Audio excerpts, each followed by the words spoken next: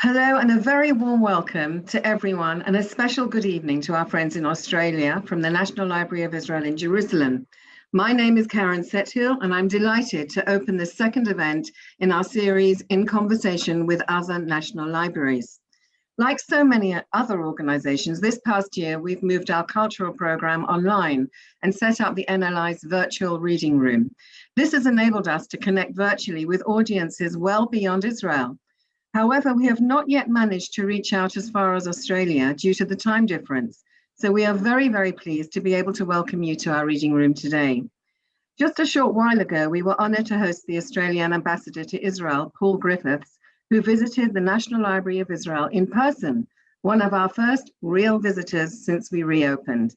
He has very graciously agreed to say a few words of greetings, so it gives me great pleasure to introduce him today. Ambassador Paul Griffiths commenced as Australian ambassador to Israel in September 2020. Mr. Griffiths is a senior career officer of the Australian Department of Foreign Affairs and Trade, DFAT. Prior to that, from 2016 to 2019, he was head of the political branch at the Australian Embassy in Washington during the Trump years. Mr. Griffiths has also worked overseas as head of the political team in Jakarta, Australia's biggest embassy, and in trade and economic positions in Manila and Seoul. In Canberra, Mr. Griffiths has held other senior roles at the Department of Foreign Affairs and Trade, as well as a number of Southeast Asia policy roles. Mr. Griffiths holds a Bachelor of Arts in Law from the University of Tasmania, a Master's in International Trade and Finance from Deakin University, and has completed executive leadership courses, including at Harvard University. He has achieved professional competency in Indonesian and Korean. Mr. Griffiths is keen to further build the Australia-Israel bilateral relationship during his term in Israel. Mr. Ambassador.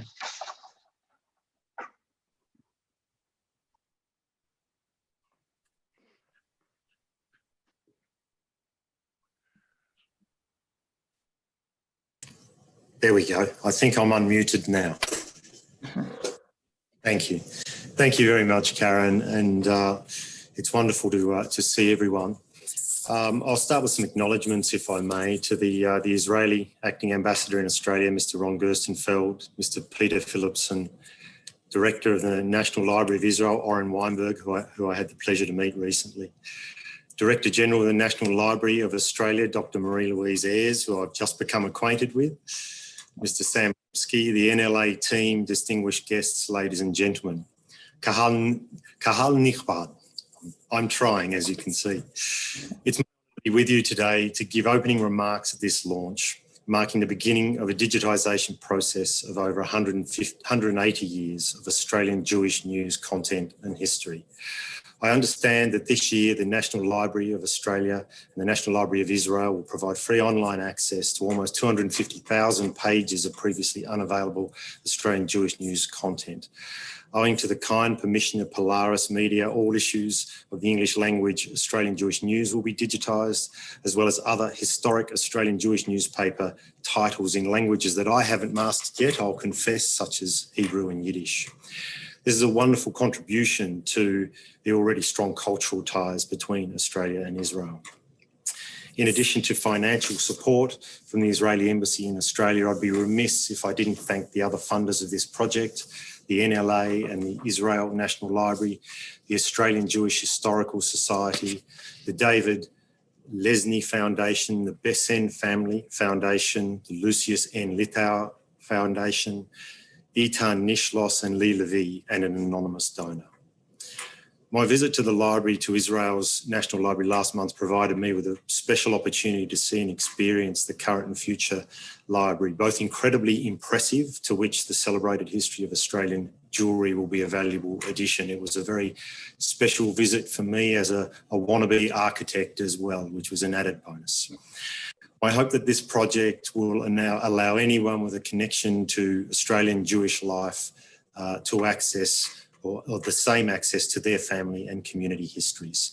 May it go from strength to strength, Mer Khalil El Khalil, and thank you. Many thanks, Mr. Ambassador. And before handing over to our moderator, I would like to also say shalom and to say thanks to Israel's acting ambassador to Australia, Mr. Ron Gerstenfeld, for joining us. I would also like to give a special mention to Peter Phillipson, who, as president of the Australian Jewish Historical Society, was very instrumental in establishing the cooperation, as we've just heard from the ambassador, and also ensured that Australia's Jewish community would be represented in our digital COVID ephemera collection. So many thanks, Peter. I would also like to thank Dr. Marie-Louise Ayres, Director General of the National Library of Australia, for enthusiastically accepting our invitation for the NLA to participate in this event, and to her team for all of their help behind the scenes. Finally, it did not take us long to think of the best person to moderate this conversation.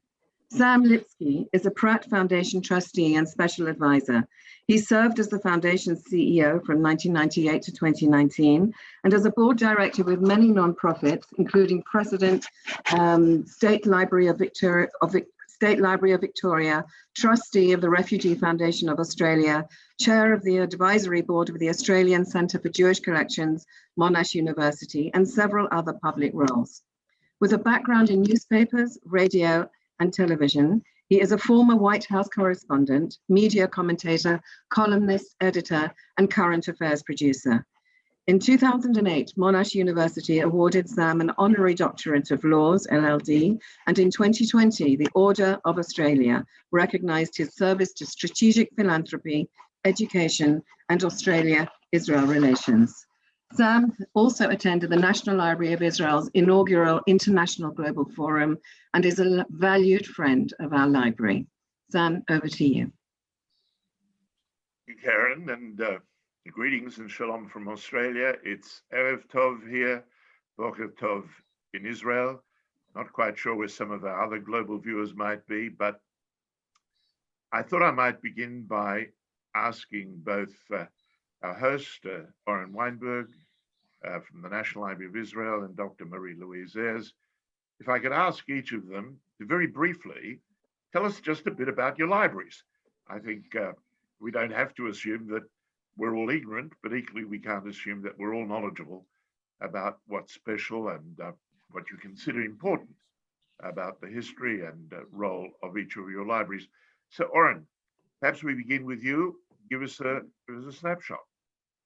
Thank you, Sam, and good morning and good evening. And it's really a pleasure to see all of you here. Thank you, Marie-Louise, for joining us. And it's been a while since we met in person, but it's not comforting, but it's still good to see you even in a distance in a Zoom.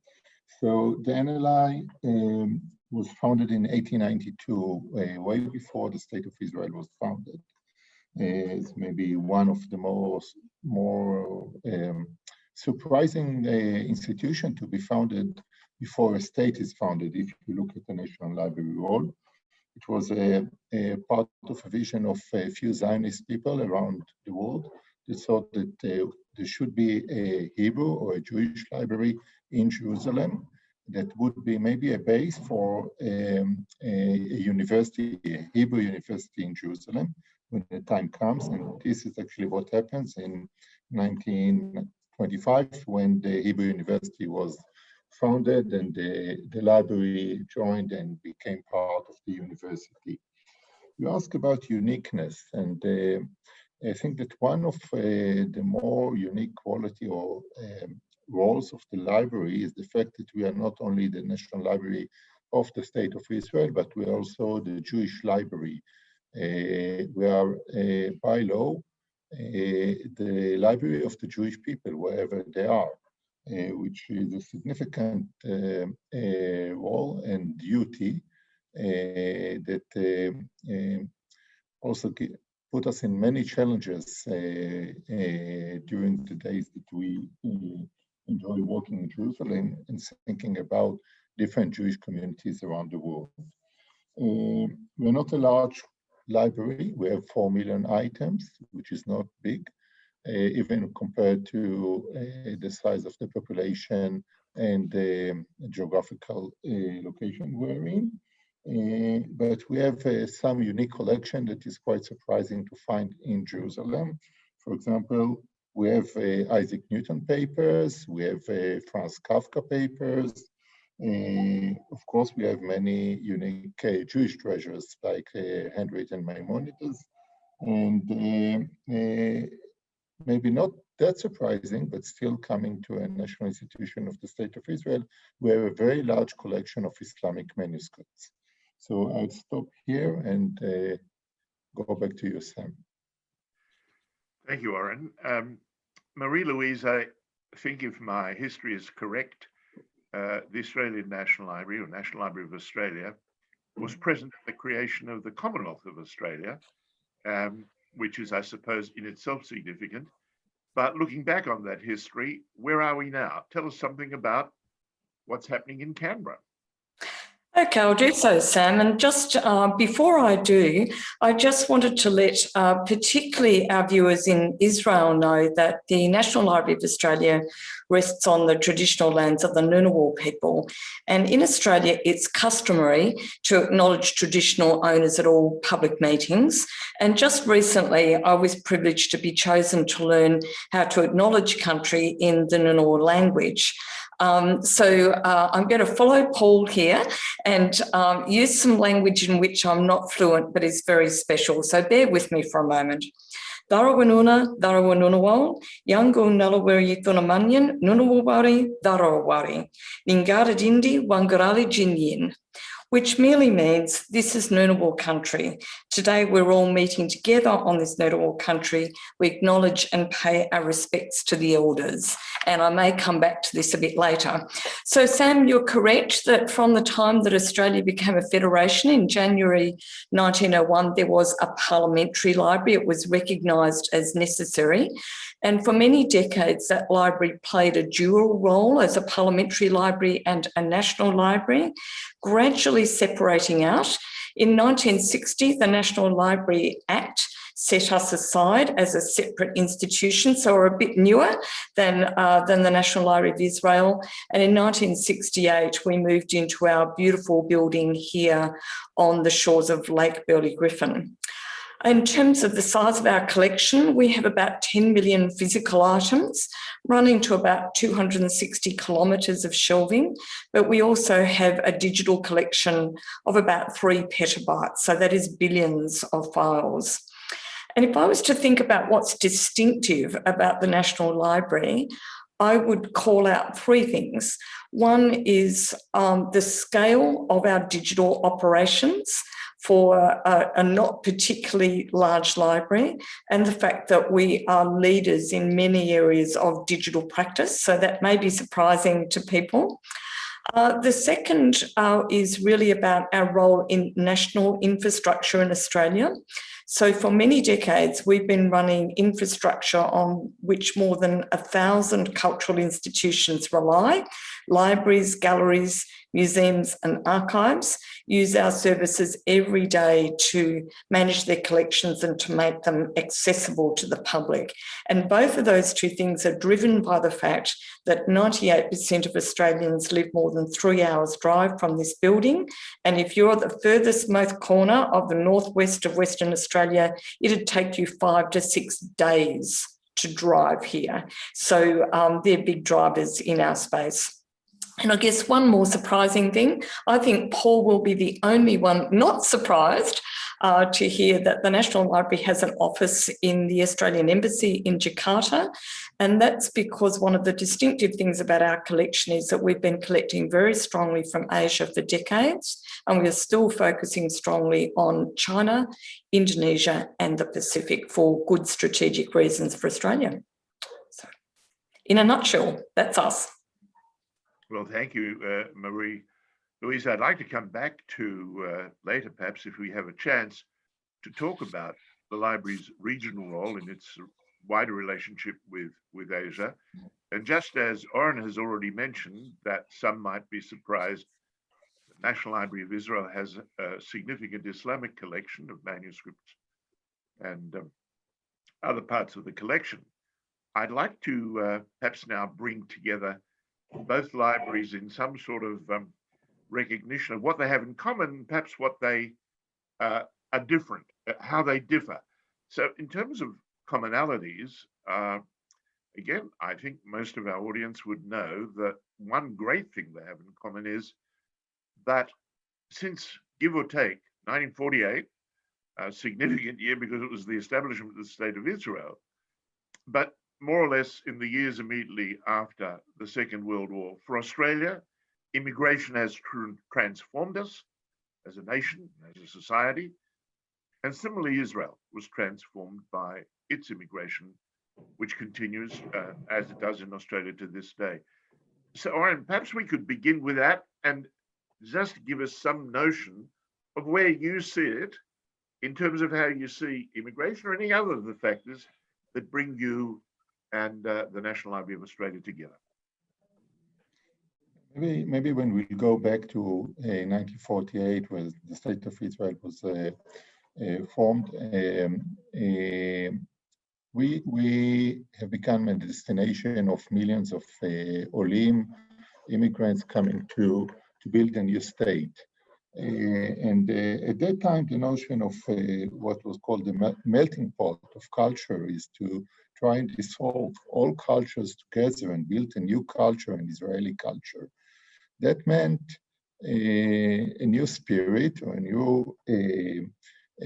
new language, of course, a modern Hebrew.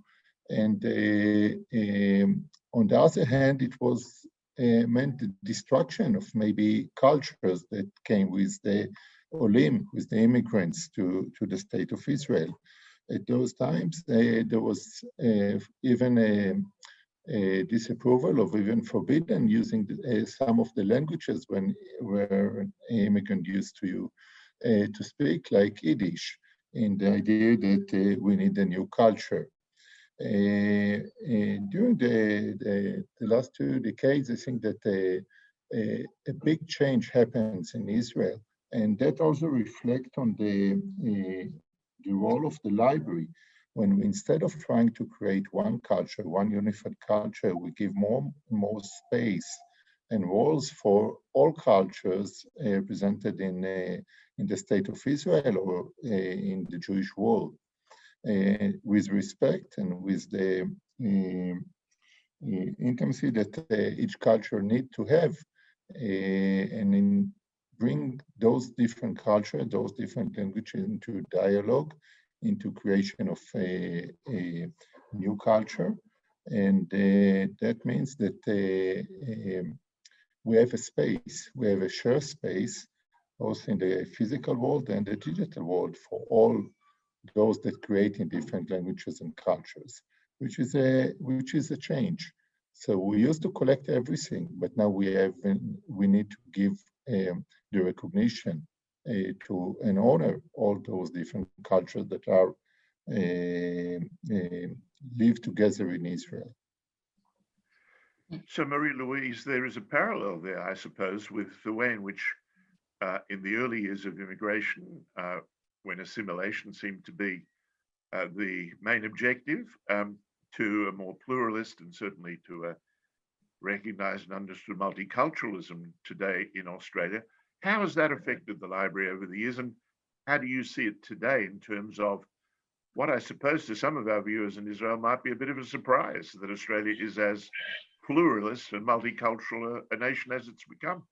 Yes, I think it might be surprising. And just to give our viewers in Israel a sense of this, Australia is a nation of about almost 26 million people now. Half of all Australians were either born overseas themselves or their parents were born overseas. Well over a quarter of Australians speak a language other than English at home. Somebody like me, you can see that I'm white. I come from very Anglo-Saxon background. I'm really going to be in the minority in the near future. And here at the National Library itself, just among our staff, we have more than 20 languages spoken. So our staff here is absolutely as diverse as the Australian population is. But I agree with you, Sam, that in moving from an assimilation to a multicultural focus, I think that's changed radically for us as a library, the sense of who we serve and very much the sense that we need to do more to make sure that every one of those communities in Australia is reflected faithfully in our collection. So that means having to be very intentional about making sure that we don't have blind spots, about making sure that we can collect from older established communities, the Greek community, the Italian community, through to the very, very new communities in Australia, African communities who have often published only in digital form, who've bypassed traditional forms of publication.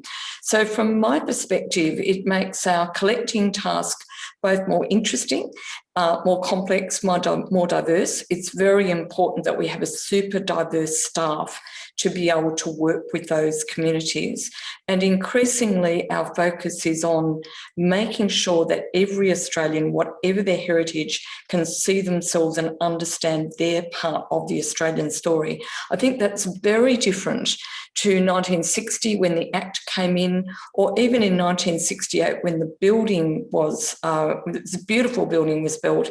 I do think then that if you were to go back in time and ask who did they think they were serving back then, it would have been very much a scholarly, middle-class white audience coming here in Canberra. That is not who I'm particularly interested in serving these days. So it's a flipping around of who we think we serve. So extending that a bit, Oren, to you, you've already indicated the shift in Israeli society, again, perhaps from a model of assimilation to a much more pluralist way of thinking about the tribes of Israel.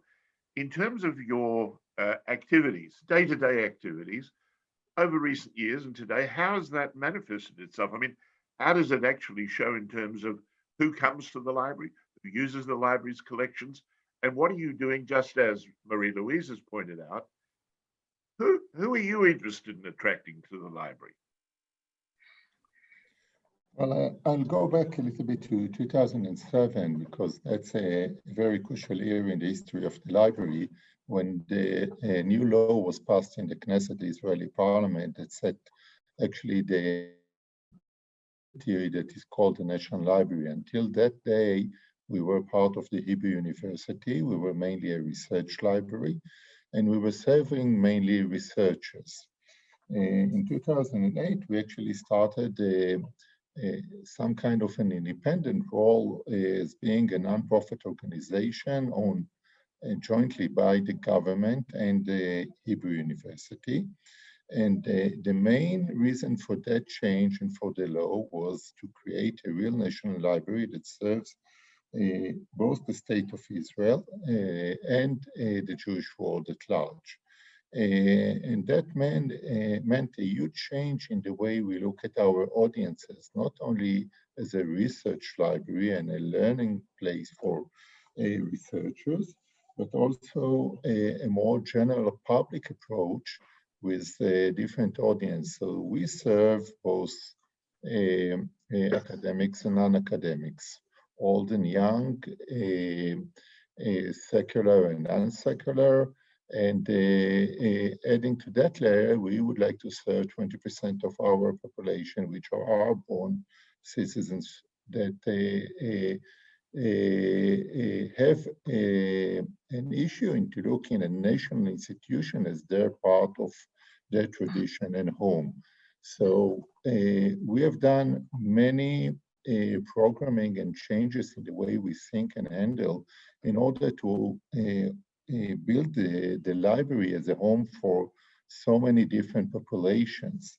And that meant doing things slowly, carefully, and creating bridges slowly to let people feel at home, even if it's under the State of Israel flag.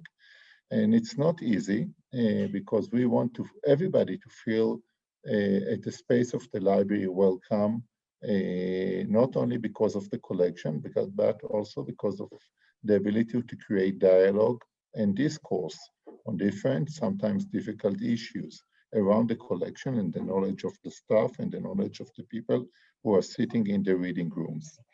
I will give maybe one example of our educational programming that we started in the last 2 years, doing summer camps. Summer camps could be either physically done or digitally, as in the COVID-19, we have to shift from physical to digital. So we had a summer camp that was meant to host every year a few dozens Arab children from East Jerusalem at the library for 2 weeks. When the COVID-19 came, we moved to digital. And then surprisingly, we had 500 children, Arab children all over the country, and even one from Damascus. So we didn't meant this to happen, but it happens because we have good content, good program, and knowledge to share, and a place again to speak together with people. And that's the power of libraries. So hopefully we can continue in making this library a home for as much as we can to different audiences and different people, not only from Israel, but also outside. So Oren, the power of libraries, that's a great phrase. I love it. I believe in the power of libraries.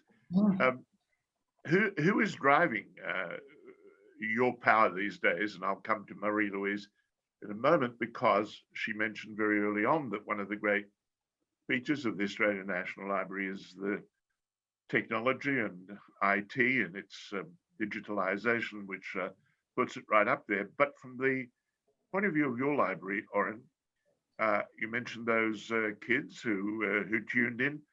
What's driving the digital engine of your library in terms of how much time and effort and investment are you putting into it in terms of that reach out?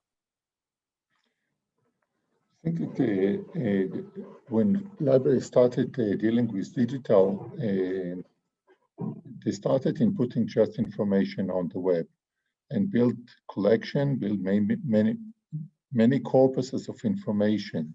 But they, in many cases, created some kind of a graveyard of information, just placing them on the net. And who knew about it came and use it. But today, more and more, the shift that we do is trying to make this information, this knowledge alive. So we tell stories. We want to touch people by using the knowledge that we have on the shelves and now putting on digitally. Tell the stories on the information itself, sometimes the story about how the collection came to the library, sometimes mixing and making synergies between different collection and different items. So we are actually becoming more and more content aggregator that allow people to be interested and engage in what we have, and not necessarily only use the collection as they are, read the books or look at the images. So this is, again, the change, the big change that libraries are going through. It's telling stories, it's touching people. Well, Marie-Louise, tell us about your stories, but in particular, the technology in its best, and sometimes, shall we say, its flawed approach. Oren has suggested that it's all very well bringing all that IT knowledge to bear, but if no one's actually watching or keying in, I have to say, Sam, so how do you relate to what Oren has just said? I have to say, I don't have any fears about that. Over the last year, for every one person who walked into the doors of this beautiful building that we served physically, we served 90 digitally. And even before COVID, we were running at about 1 to 70. So again, the driver for us is to overcome the tyranny of distance. It's to make sure that these collections and the stories that they hold are available to as many Australians as possible and that kind of shine a face of Australia to an outside world. So we have not had any concerns at all, I suppose, about a graveyard of digital knowledge. And I think one of the things that we've done exceptionally well is to create enormous community engagement and a sense of community ownership of this digital space, our digital collections and our service called Trove. However, I do agree with Oren that we think we're long past the days where we can simply say, here is all of this material, come and make your own story, although that is primarily what I'm still interested in, and that's what most people do, and they're generous enough to share with us every single day what stories they make from our collections. But we do have to also think about engaging in slightly different ways, especially to reach audiences that might be hard to reach. And I think this is where we're increasingly thinking about specific parts of our audience that we may be underserving and thinking what will most attract them so that they can see the library is useful for them. And sometimes we do develop things around this. So we redeveloped our Trove service. We launched the new Trove service in June last year. And when we started work on that, my writing orders to my staff was, if we don't make this service welcoming and inclusive for First Nations Australians, Indigenous Australians, will have failed, no matter who else is happy with the outcome. So we actually went about that, and we are very, very pleased that we've got really high use of what is incredibly important cultural and language content held within Trove by First Nations communities, and that they trust us with their culture and trust us to use that space. There are parts of all communities that don't trust governments and have no reason to trust national libraries or national archives. And in Australia, that is certainly Indigenous Australians have little reason to have trust in institutions and record institutions. So for us to have been able to overcome that by working at length with specific communities to ask what they needed, what they wanted, and what would make our digital space feel safe for them, that was a big breakthrough for us. We still have difficulties with our beautiful building that looks like it's like a Greek marble Parthenon. I love it, but it's very intimidating for people. We often see people come up to the front door and think, oh, I don't belong here. It's not a place for me. So in many ways, we are probably struggling more in opening the doors of the physical building to be welcoming to all than we are in the physical space. But both places have to be open, welcoming, inspiring, feel safe, and be about civil discourse. And that's something I think all national libraries are very focused on, safe spaces for civil discourse. So, Oren, obviously the region around Israel is a different region in terms of the Middle East in relation to Israel, different than Asia is, broadly speaking, Southeast Asia in particular, to Australia. When you sit in Jerusalem, you're not only looking out, I suppose, in one way to the Middle East, but you're also looking across Jerusalem, east and west. I mean, geographically, east and west Jerusalem are two not totally different societies, but Arab Jerusalemites, how do they relate, the people in Jerusalem itself? And then when you have any dialogue, what sort of dialogue do you have with them on the one hand and Arab communities, societies and nations in the region? Well, when we go to the smaller circle of Jerusalem and then to the larger circle of Israel and beyond that, I think that Marie-Louise used the word trust. I think trust is a very important word in terms of people using a library. When we talk about our population in Israel and outside of Israel, the first thing that we can let them trust the library is by providing them cultural assets or cultural heritage of their own in a trusted place.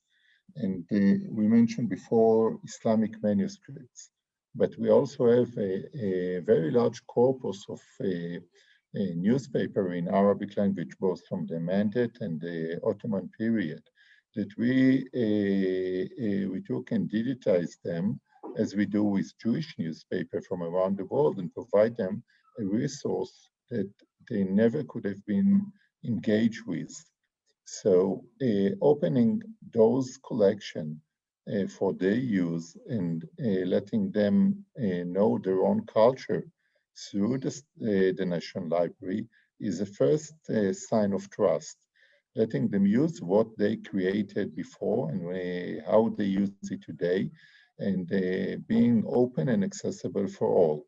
Then a good step to continue, which we try to do, is to let them feel at home when they come to the library, starting from signage, a very simple thing in a public building, having the signage of the building both in Arabic, in English, and in Hebrew. Having our publication, in many cases, being trilingual or bilingual. So inviting people to do cultural event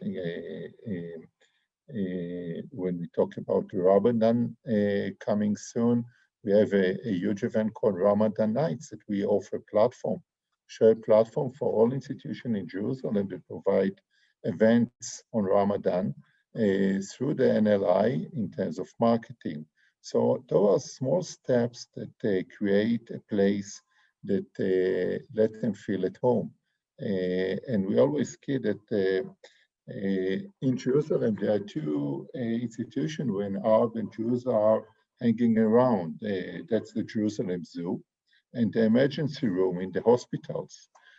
So we try to give a different alternative through knowledge, through information, and through cultural programming and educational programming. We are not aiming to bring world peace or even peace in the Middle East, but we just want an environment where people can talk. And that's a small ambition. And if we are successful with that, we will be very happy. So back to Canberra for a moment, and some of your references early on, Marie-Louise, to saying that Ambassador Griffiths won't be surprised to know that you're represented in Jakarta. Jakarta, of course, is the capital of the largest Muslim nation in the world. I mean, Australians sometimes forget that it's not Pakistan or Iran or Iraq, or it's Indonesia. So I'm just wondering, in terms of the cultural connection, the outreach regionally, what are you supposed to do in terms of your charter or your obligations, and what are you in fact doing in that connection to the region? Okay, well, Sam, first I would say that the National Library Act says absolutely nothing about collecting from the region. It charges us with developing a national collection and then helpfully doesn't specify what a national collection might be. So for many decades, we have been collecting quite broadly in the region. And I think we also have to go back several decades and realise that many countries in the region decades ago had no capacity to run their own library services, had no capacity to collect what was being published in their countries, did not have sophisticated systems that allowed their collections to be used. The high point of our Asian collecting was actually back in 1987-88. So when we look at the shape of the collecting, it's almost like a very steep mountain. It goes up over from the 40s up to 87-88, and then it falls quite rapidly.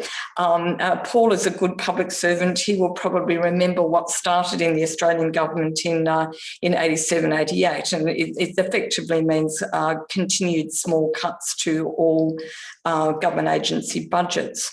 So our collecting from Asia is much smaller than it was.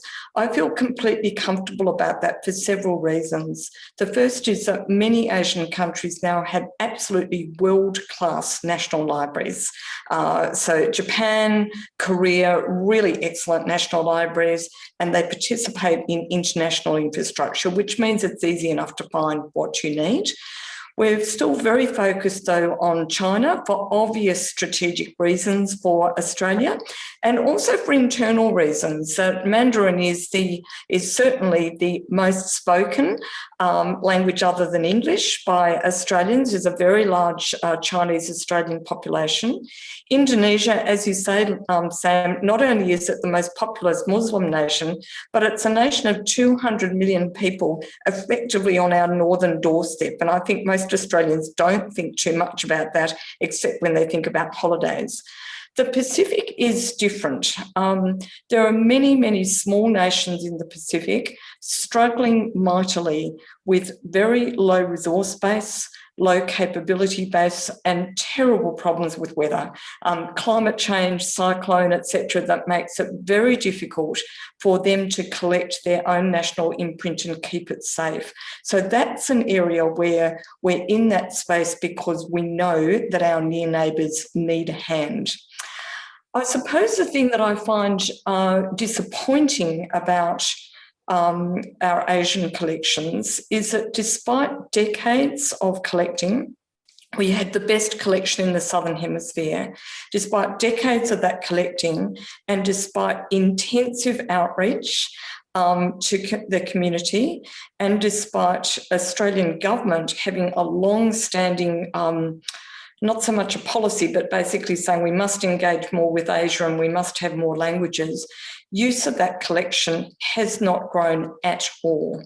It is tiny compared to the size of the collection, and it is almost entirely confined to academics in a small number of universities.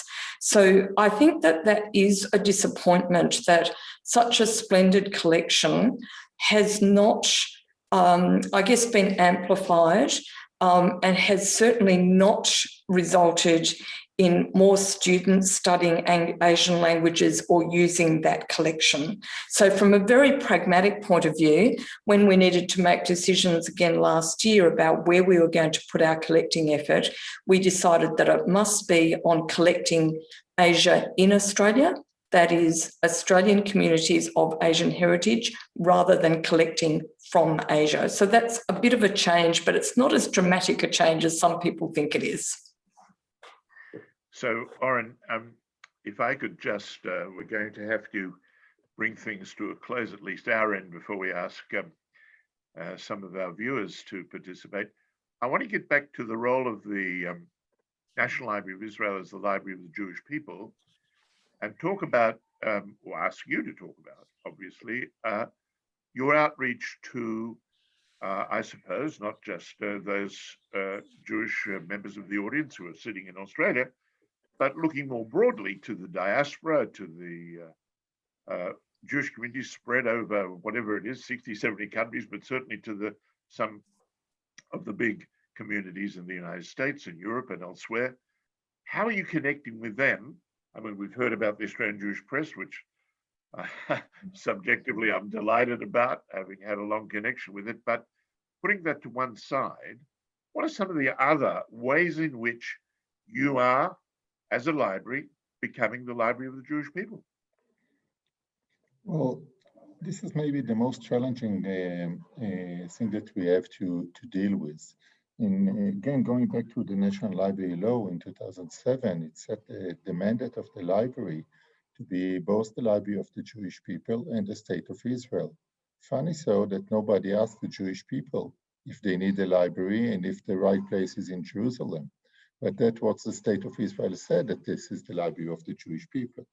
So a small role added to the role of the library, not only to collect everything and preserve everything that is produced or in Israel, but also to collect everything from the history of the Jewish people over 2,000 years in hundreds of geographical locations, dozens, maybe more than a dozen languages in any format, And we defined that the Jewish collection, as well as the Israeli collection, should be the fullest and the most comprehensive collection in the world.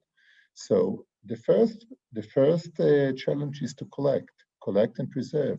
Either an ephemeral material from Buenos Aires, like a poster or a bar mitzvah invitation from Canberra of the Jewish community, or a newspaper from St. Petersburg. So it's a huge mandate, a very challenging mandate, to describe everything and to give access to all of this information. The second role is, what does it mean, having it all stored in Jerusalem? How people are going to use it, and why do they want to use it?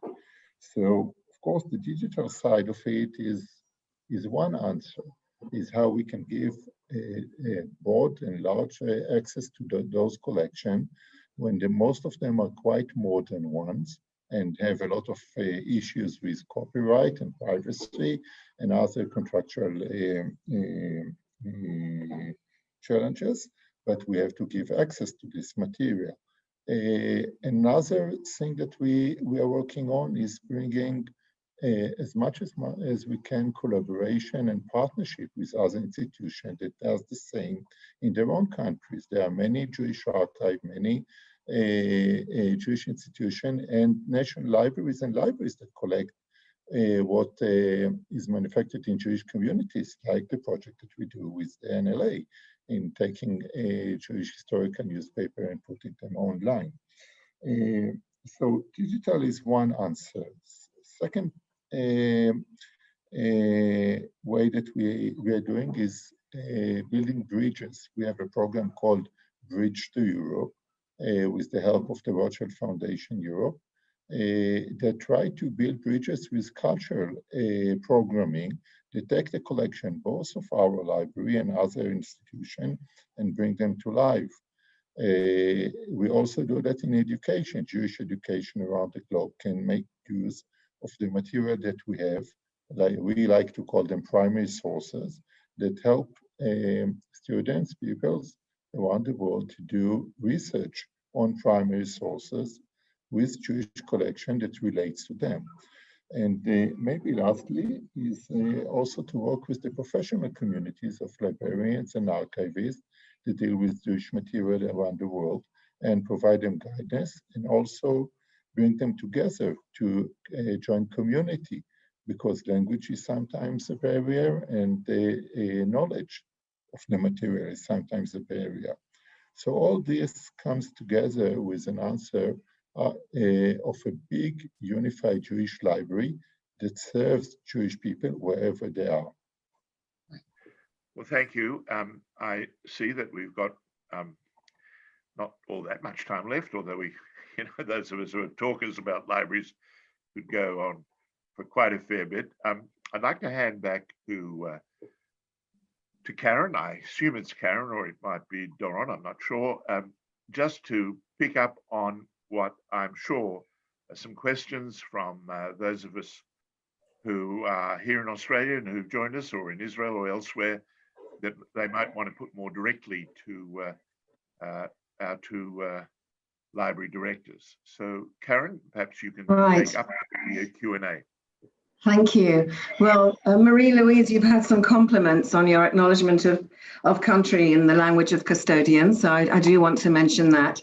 And we also have some comments from David Lyon in Sydney, who actually said that he's researching ancient Hebrew, Phoenician and Egyptian evidence in Australia, and mentions maps, which Egyptian maps, which mention Australia, and wondering whether the National Library in Australia could be studying them. He also makes some other points about the relationship between Israel and Australia, but maybe we'd like to focus on the maps and those as a resource. Yes, look, our maps collection is simply stupendous, I would say. And one of the great strengths of our maps collection is, again, for viewers in Israel, it's important to know that for hundreds of years, before Europeans kind of bumped into these shores, where of course Aboriginal Australians had been living for about 60,000 years. But for hundreds of years before the European voyagers set out, there was a conviction that there had to be what they thought of as the Great Southland. The idea was that there was this big landmass in the north, so surely in the south there had to be a big landmass.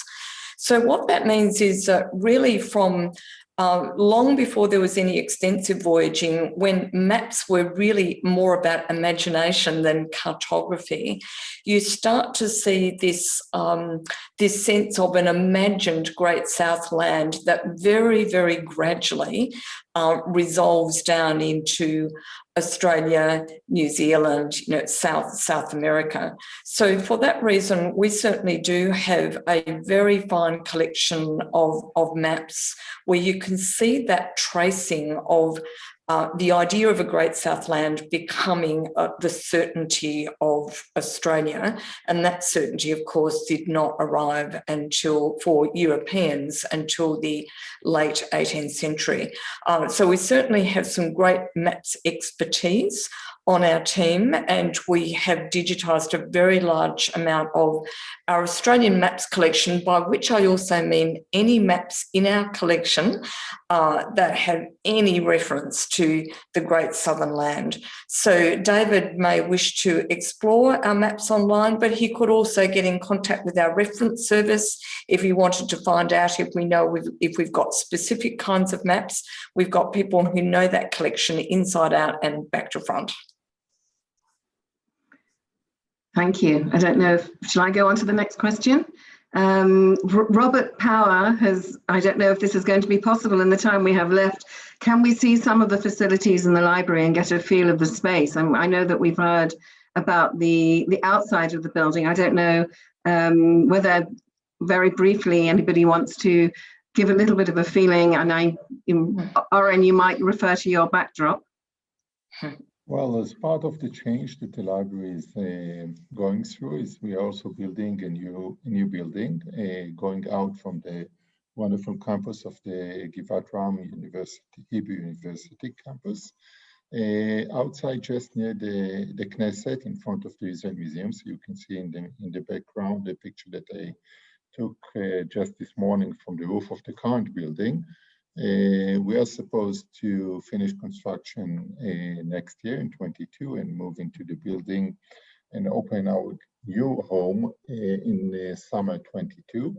The idea in this new building is that it's not just a place for readers in the reading room, but it's also a meeting place between people and ideas. So it's a cultural institution. It has many other ways to engage people in seminars, in events, in concerts. We have also the National Sound Archive as part of our collection. In the cafeteria, in the restaurant, which seems to be the most popular meeting place between different groups in the library. And of course, exhibitions in new galleries that allow us to explore our collection in different ways, and a digital experience of our collection in the physical building. So it's a beautiful building designed by Herzog de Meuron, a Basel firm from Switzerland. And we hope, and it's an open building, very transparent, in a very good location, a good neighborhood in the middle of Jerusalem, and no walls around it. So we invite everybody to come in and use this wonderful building in the future. And I might just chime in there as well and just say, of course, our building is older but has stood the test of time very, very well. So we have a very beautiful, very large main reading room, a special collections reading room. I agree about the cafe, the restaurant. That is really where all the business gets done in the library. We have a beautiful bookshop, and in fact, we have a publications program, 2 exhibition galleries, a marvellous theatre. Ordinarily, we also have lots of spaces available for public events. Our building is 7 stories in total, but our entire top floor is unavailable to us for the whole year after a catastrophic hailstorm in January last year. That means our entire heritage copper roof has to be replaced. So right at the moment, we don't have as many spaces for our community to come in and have events and meetings, but this time next year, we should be back in business. So for me, the building is a place of light and space, and our readers always tell us that they feel as if they're among a community of thinkers when they're working in the library, and that's exactly how we want to keep it. Great, thank you. And Guy is asking a practical question. When will the digitization of the Australian Jewish newspapers be available via Trove? We've mentioned JPress. Yes, some of the content is already available. We'll complete the entire project. It's about 240,000 pages next month.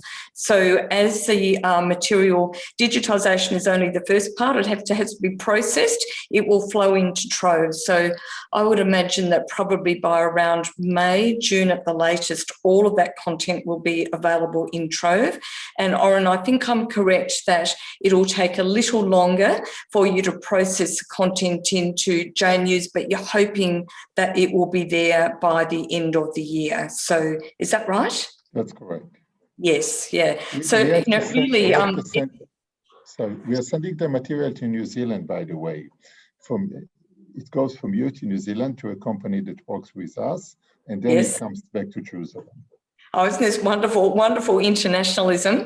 And perhaps we should just say this idea was cooked up. We'd been wanting to do it for a while, but Oren and I and a colleague of mine met on a very hot day in Athens in August 2019 to start discussing this. Then, of course, we got support from our governments and from our supporters. And I think it's just fabulous that this content is going to be available through 2 national library services because it's going to reach the biggest possible audience. So very exciting.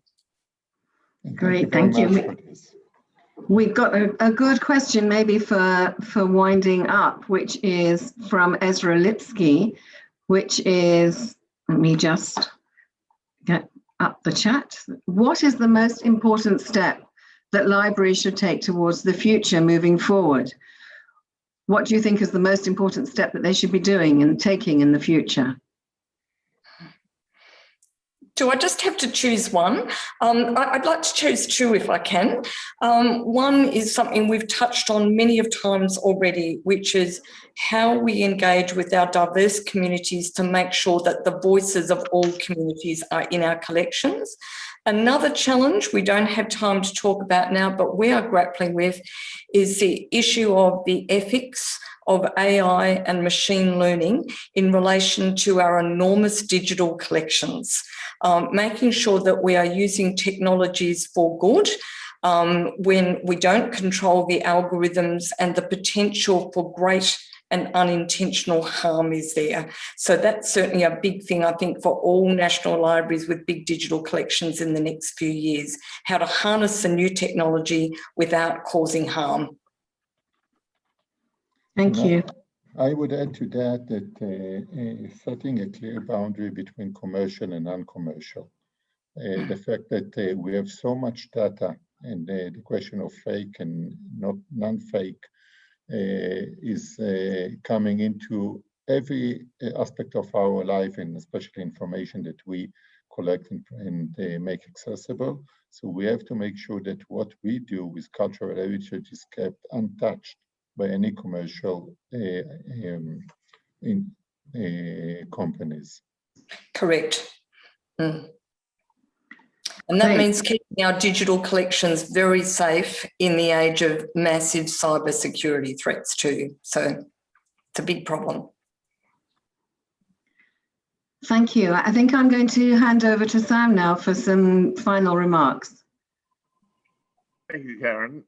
Well, speaking for myself, this has been truly an honor, great privilege, and great fun to be talking to both Marie-Louise and Oren about their and our libraries, but I'm just struck by something Marie-Louise said about how the Australian Jewish Press Project was cooked up in Athens. And it sort of, I suppose, does remind us about why libraries still matter after all these years. Here we are from Jerusalem, a very ancient capital, Canberra, one of the very newer capitals in the world, brought together by a meeting in Athens. And Athens has had a few things to say over the years about libraries as well.